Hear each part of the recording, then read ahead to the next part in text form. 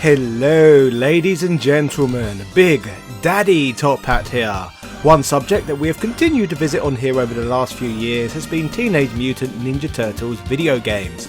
And by this point I've managed to upload videos covering every single arcade, home console and Game Boy game from the classic era of the franchise. This time frame would result in many a great games. However, past this point in time, we would not see a new Teenage Mutant Ninja Turtles game on either the Sony PlayStation, Sega Saturn, Nintendo 64, or even Sega Dreamcast. The heroes in house shells had completely disappeared from home consoles, so what the bloody hell was going on? In today's content we are going to be exploring what was going on with the Turtles franchise through this dark period in Turtles gaming, and how the property overall had changed so drastically from the Turtles that many people knew and loved. What on earth happened here, and why was there suddenly now 5 Ninja Turtles as opposed to the classic 4? This, ladies and gentlemen, is the shameful story of Teenage Mutant Ninja Turtles The Next Mutation. Yeah. It is no secret by this point just how popular the Turtles were. The original comic book series spawned an even more popular children's animated series, which in turn would spawn action figures, video games, clothing ranges, and even live action movies. Through the latter part of the 80s into the early 90s, Turtles fever swept the planet. Most children's crazes though tend to have a peak in popularity, after which can never truly be reached ever again. With regards to the Turtles, for example, the first live action movie, released in 1990, reached #1 in the box office for theatres, grossing over $25 million in just its first weekend of release. The biggest opening weekend an independent movie had ever seen up until that point. In fact, worldwide the movie would make over $200 million. By the time the third live action movie though saw release in 1993, the film only grossed around $50 million, illustrating that the franchise had perhaps lost 75% of its audience in just that short time. Children grow up very quickly and can be very fickle in the process. Those children that did watch Turtles 3 though did note that the quality had diminished significantly from the first film, with even the costumes looking cheaper and tackier in comparison. The Turtles seem to be on a slippery slope. In terms of the television animated series, while at one point up to 47 episodes per season were being produced, by the time 1994 had come around, production was cut to just 8 episodes per season, and CBS had moved the show slot to the CBS Action Zone, alongside Wildcats and Skeleton Warriors, shows that were quickly cancelled after only 1 season each. Something that would quickly become abundantly clear was that the Turtles were not the most popular kids show on television anymore, with the TV show and merchandising crown being taken by the Mighty Morphin Power Rangers. Eventually, with the Teenage Mutant Ninja Turtles show as we knew it at least, being cancelled completely by the time 1996 had rolled around. While everyone is pretty aware of this show coming to an end, what I would gather not everyone is aware of is that there was also supposed to be a 4th live action movie in the 90s, which sadly also saw a cancellation due to a drop off in overall appeal. This 4th movie was going to be called Ninja Turtles The Next Mutation. A film, from what we know about it, would include an interesting plot point. This feature length was apparently set to be grittier and less kid-friendly than previous Turtles movies, in an attempt to make the franchise grow alongside its audience. A big part of the movie will be marketed around the introduction of a 5th Ninja Turtle named Kirby, which, while this name may not sound like it fits in at first, bearing in mind all the other Turtles are named after Renaissance artists, the name Kirby would pay homage to the franchise's comic book roots, as Kirby would be named after Jack Kirby, the man who created the X-Men, the comic world's first mutant team. So Kirby would have been a really cool nod to some of the Turtles' inspiration. As you know, with this movie being cancelled, we would never get a Teenage Mutant Ninja Turtle named Kirby, but that did not mean we were not soon to get a 5th Ninja Turtle regardless, which obviously we shall get to shortly. While a new movie at this point in time was never to be, just 1 year after the animated series was cancelled, as of 1997, the first ever live action Turtles television series would be produced, which would also take the name The Next Mutation. The show would air on Fox Kids and would be produced by Saban Entertainment, the same Saban Entertainment who had managed to produce Mighty Morphin Power Rangers, the very show that has overtaken the Turtles in popularity in the first place. So if anyone could fix the Turtles, it would be these guys, right? While this era for the franchise would be touted in promotional material as a sort of continuation to what took place in the animated series, it is very clear to see from the show that this is simply not the case at all. And if anything, the show is a loose continuation of the live-action movie's canon instead. This is made all the more apparent by the fact that the Turtles in the show live in exactly the same abandoned train station that acts as their base in both the second and third movie. However, most fans view this TV series as its own separate entity that is unrelated to anything that came before it, which is backed up by some of the show's plot points that we shall soon get to within this content. The show, what would be marketed as Ninja Turtles The Next Mutation, or Hero Turtles The Next Mutation over in my part of the world, was promoted under a title that suggested progression and a more grown-up theme, since the word teenage was no longer being used. Some of the ads for the show even suggested that time had progressed and that they would be losing their teenage status. However, if you, like myself, saw this on Fox Kids growing up, you will know that this marketing is not true whatsoever to the actual TV programme that we would receive. The show would regularly acknowledge that the Turtles were in fact still teenagers, but to make matters worse, The Next Mutation was the most juvenile presentation of the Turtles that had ever been created, with more slapstick comedy and cartoon sound effects than that of which was even present in the Turtles cartoons. Little effort seemed to go into retaining the current Turtles audience, but instead a search for a much younger one seemed to be taking place. What I mean by this is that at the time of the show's airing, I could easily watch Power Rangers, VR Troopers, The Masked Rider, and even Big Bad Beetleborgs. While all of these programs were very clearly children's shows, none felt even close to being as childish and juvenile as The Next Mutation. It comparatively felt like a show for babies when we compare it to other stuff Saban was putting out. In terms of the series story, it would feature a brand new central antagonist referred to as the Dragonlord, who leads an army of humanoid dragons known as the Rank. Throughout the series, other characters would show up, such as Shredder, who I must add is no longer dead, nor even super anymore, fully indicating that the show cannot be a continuation of the movies, regardless of the similarities between the entities. Long-term fans of the Turtles would be further alienated by this program, through the lack of inclusion of long-term character favourites on the show. There was no Casey Jones, who had continued to grow in popularity over the years, or even the legendary reporter known as April O'Neil, who had become synonymous with the Turtles brand over the years. Maybe producers of this train wreck only saw the show being suitable to feature one female lead character, who would come in the form of Venus de Milo, the brand new 5th Ninja Turtle, who was created specifically for this series. Due to the programming's lack of quality, and the fact that it was cancelled after just one season, means that by this point in time, many people have either forgotten she exists, never knew she existed, or have purposely erased memories of her from their brains, as I have yet to meet any person ever who gets nostalgic about The Next Mutation. Now, when it comes to the Venus character herself, there is nothing inherently offensive about her really.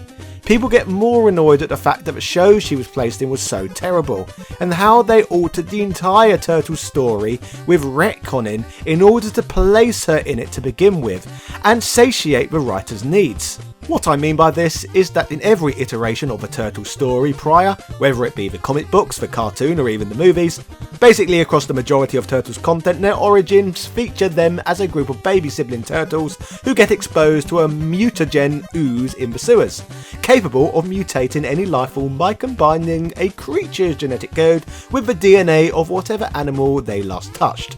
And since the baby turtles were former pets of a human, that's how the Teenage Mutant Ninja Turtles came to be. Well, if that's the case, taking into account, how can there be a 5th turtle, you may ask? Well, according to The Next Mutation, as Splinter gathered up the turtles, he accidentally did not spot Venus, who he left behind. From here, she made her way to Chinatown and was discovered by a shinobi magician named Chung. Here he took her to China and raised her as a daughter, naming her Mai Pi Chi, training her in the art of shinobi. Apparently Chung would even regularly speak with Splinter in the time that elapsed in the world of dreams, keeping her secret until the time was right. Chung owned a glass mirror that kept the Dragonlord and his army trapped within it. However, apparently they crossed over into the world of dreams, attacking Chung.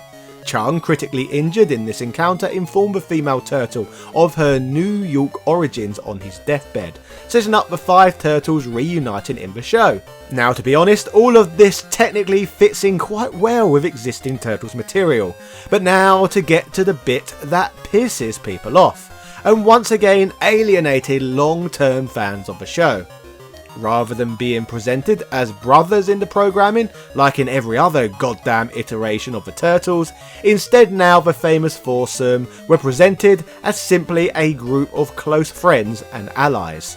In fact, the show has a scene explicitly explaining this when Venus introduces herself as the Turtles' lost sister, where one of them goes off on a rant that she cannot possibly be any of their sisters, as none within the group are blood related whatsoever. What is with this bizarre change, you may ask? Well, it is quite simple. For some reason, the writers wanted to create a 5th turtle who came from the same ooze, in which the other 4 could constantly hit on her in many foul slapstick comedy moments. Maybe though, none of this is actually retconning anything at all, and the series really is the follow-up to the 3 original live-action movies. Perhaps in the story's reality, the Turtles are simply lying to Venus, knowing they are siblings all along. But I think the story is unlikely to be that dark, and the writers felt they needed to address the situation quickly, so that viewers did not feel like they are watching, well, this. Still though, taking away that blood brother relationship instantly removed an element that fans were familiar with. And it seemed like a massive shame to spoil this simply to make a show featuring the foursome constantly simping to a lady turtle.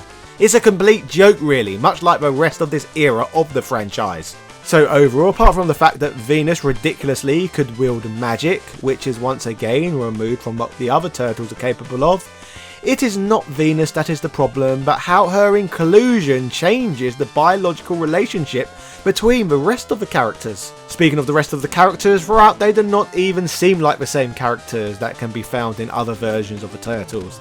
Their behaviour is different, they all look different, and most importantly, they even all seem more stupid than ever before. I guess it's a bit like, if you watch an early episode of The Simpsons, then watch a modern episode of The Simpsons, then notice that Homer's IQ level has dropped inexplicably by about 30 points. The Next Mutation is even worse than modern Simpsons, and that is really saying something about its trash levels. Despite only being around for 1 season, the morons who created this mess would sadly pump out 26 episodes, so there is plenty of Next Mutation nonsense out there for you to enjoy. Now, I could break down the show itself in more detail, but I feel there is somebody out there already doing a spiffing job of this. While conducting my research into this topic, I discovered Thelen Porteous, a lunatic on YouTube who seems to be in the process of doing individual deep dives into every episode of this show that was ever produced. So if for some reason you want to learn even more about this show's ridiculous story without putting yourself through the pain of watching Saban's creation, then I guess his YouTube show would probably be for you. Speaking of Saban, to further promote the Next Mutation, they would create one of the most ridiculous crossovers in history, where in an episode of Power Rangers in Space, the Teenage Mutant Ninja Turtles would end up teaming with the Power Rangers. For the first time ever, the two brands were no longer marketing rivals, but instead the heroes were fighting side by side, representing the Saban banner. I am sure that this episode probably blew a lot of children's minds, but it seemed too little too late to me to make the Turtles great again, in my opinion. At the beginning of this video, I mentioned that there used to be many new Turtles games, but a Next Mutation game did not appear on the Sega Saturn, Nintendo 64, Sony PlayStation or Dreamcast. However, during the show's run, this apparently was not always the intention. For a time, Playmates Interactive Entertainment spent a period developing a Ninja Turtles The Next Mutation game for the Sony PlayStation. However, with The Next Mutation being so poorly received, development was quietly discontinued without any further information on the game being given. There was also rumours at the time circulating that the project and license had actually been picked up by Rockstar Games, but no official word was ever given on that either. The game from this era held the working title of Teenage Mutant Ninja Turtles 3D. While the Sony PlayStation game was never to be, it may come as a surprise to you that there actually was a Ninja Turtles The Next Mutation game, released after all. A crude LCD game that was brought into the world by Tiger Electronics.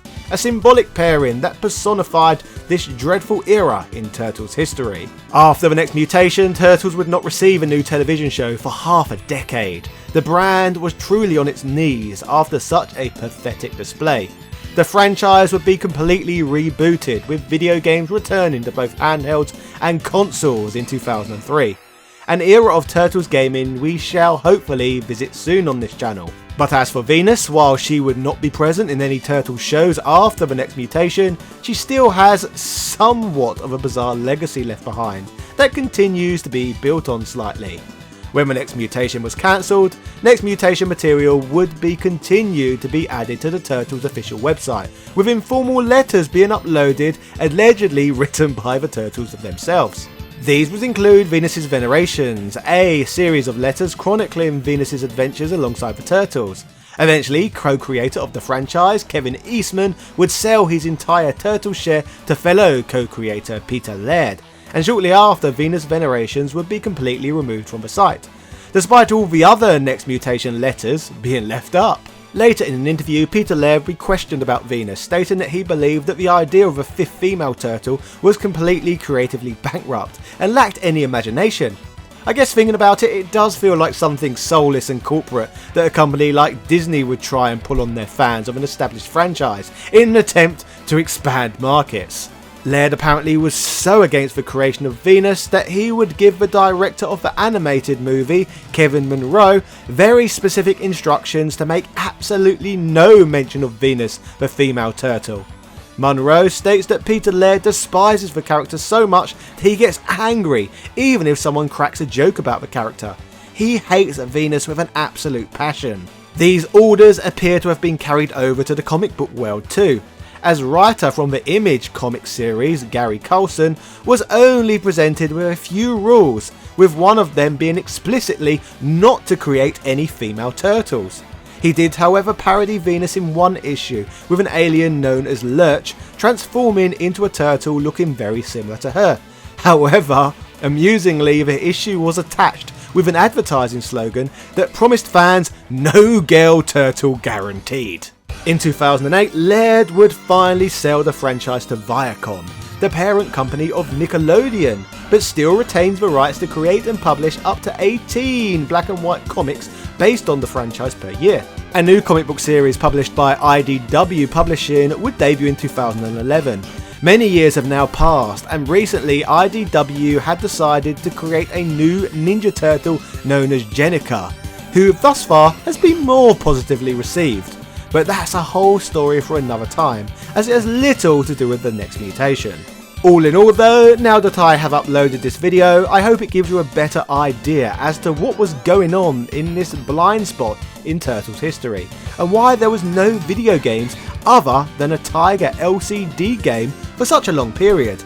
This really was a dark point in the franchise's history. So ladies and gentlemen, that was the shameful story of Ninja Turtles The Next Mutation and the fall of the 5th Ninja Turtle. Let me know in the comment section what you thought of today's content and change of pace. I felt it would be impossible to carry on with my Turtles retrospective without first addressing this rather long black spot in the video game series chronology.